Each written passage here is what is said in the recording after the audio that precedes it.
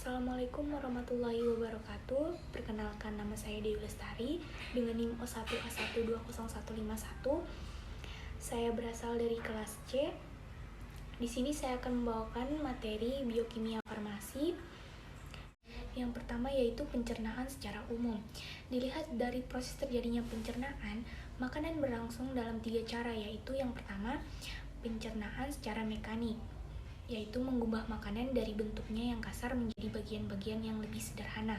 Contohnya yaitu makanan dikunyah dengan gigi dan mulut. Yang kedua yaitu pencernaan secara kimiawi, mengubah makanan dengan bantuan zat tertentu menjadi zat lebih sederhana. Contohnya, makanan di dalam mulut diberi enzim petialin yang terdapat di dalam air liur. Dan yang ketiga, pencernaan secara biologis, mengubah makanan dengan bantuan mikrob atau bakteri pembusuk. Selanjutnya, proses yang terjadi di masing-masing organ pencernaan. Yang pertama, rongga mulut. Di dalam rongga mulut terdapat 2 organ sistem pencernaan, yaitu gigi dan lidah. Masing-masing organ sistem pencernaan yang terdapat di dalam rongga mulut memiliki peranan dalam proses pencernaan makanan. Yang pertama, gigi. Gigi merupakan alat pencernaan mekanis. Gigi berfungsi untuk memotong, mengoyak, dan menggiling makanan menjadi partikel yang lebih kecil. Yang kedua, lidah. Lidah berfungsi sebagai indera pengecap makanan, mengatur makanan pada saat mengunyah dan menelan makanan, serta membantu menghasilkan suara ketika berbicara. Yang kedua, tekak atau faring. Tekak merupakan pertemuan. Yang selanjutnya yaitu lambung. Lambung berfungsi untuk menyimpan makanan sementara dan melakukan pencernaan secara kimiawi. Dan selanjutnya yaitu usus halus. Usus halus adalah bagian dari saluran pencernaan yang selanjutnya yaitu lambung. Lambung berfungsi untuk menyimpan makanan sementara dan melakukan pencernaan secara kimiawi. Dan selanjutnya yaitu usus halus. Usus halus adalah bagian dari saluran pencernaan yang terletak antara lambung dan usus besar. Pada usus halus hanya terjadi pencernaan secara kimiawi. Selanjutnya, enzim yang terlibat di setiap pencernaan. Yang pertama, enzim petialin, yaitu 2 jenis amilase. Amilase sendiri adalah anggota kelompok enzim yang mempercepat hidrolisis zat tepung menjadi molekul karbohidrat lebih kecil. Yang kedua, enzim amilase memecah amilo menjadi disakarida. Yang ketiga, enzim pepsin memecah peptida menjadi asam amino. Selanjutnya, enzim eripsin berasal dari erepsinogen memecah peptin menjadi asam amino. Selanjutnya, enzim elipase memecah gliserida menjadi asam lemak dan gliserol. Enzim disakarase memecah disakarida menjadi monosakarida. Enzim fosfatase memperlancar proses penyerapan asam lemak glukosa. Enzim enterokinase memecah enzim tripsinogen dari pankreas menjadi tripsin.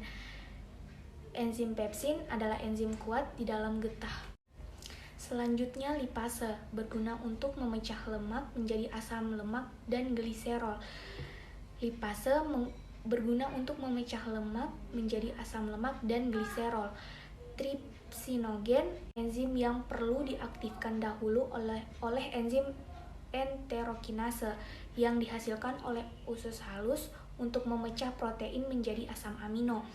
Tripsin memecah pepton menjadi asam amino. Maltase memecah maltosa menjadi glukosa. Laktase memecah laktosa menjadi glukosa dan galaktosa.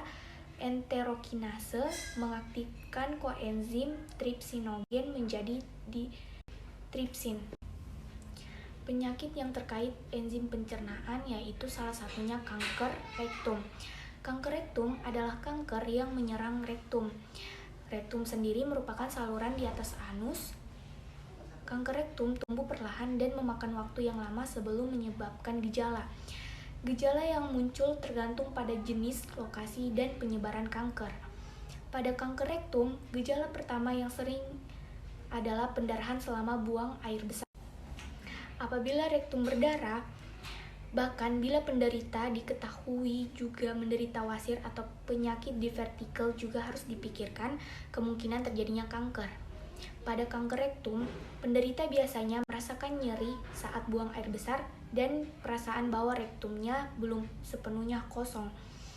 Ketika duduk terasa sakit, namun biasanya penderita tidak nyeri karena kanker, kecuali kanker tersebut sudah menyebar ke jaringan di luar rektum. Kanker rektum terjadi ketika sel-sel yang terdapat di rektum mengalami kerusakan pada DNA-nya. Sel-sel yang berlebihan ini akan terus menumpuk dan membentuk jaringan yang disebut dengan tumor. Seiring dengan berjalannya waktu, sel-sel ini berkembang menjadi sel kanker yang dapat menyerang jaringan di sekitarnya. Bahkan, sel-sel kanker juga dapat menyebar ke bagian tubuh lainnya. Pengobatan utama pada kanker rektum adalah dengan operasi. Operasinya tergantung pada seberapa jauh kanker ini dari anus dan seberapa dalam penyakit ini tumbuh ke dalam dinding rektum. Pengangkatan seluruh rektum dan anus mengharuskan penderita kolostomi menetap atau pembuatan hubungan antara dinding perut dan kolon. Dengan kolostomi, isi usus besar dikosongkan melalui di dinding perut ke dalam suatu kantong yang disebut dengan kantong kolostomi. Terapi penyinaran setelah pengangkatan tumor dapat membantu mengendalikan pertumbuhan tumor yang tersisa, memperlambat kekambuhan dan meningkatkan harapan hidup. Pengangkatan dan terapi penyinaran tumor efektif untuk penderita kanker rektum yang disertai 1-4 kanker kelenjar getah bening. Apabila kanker rektum telah menyebar dan tampaknya pembedahan tidak membantu penyembuhan, maka dapat dilakukan kemoterapi dengan fluorouracil atau levosimol yang dapat meningkatkan harapan hidup. Itulah materi yang dapat saya paparkan.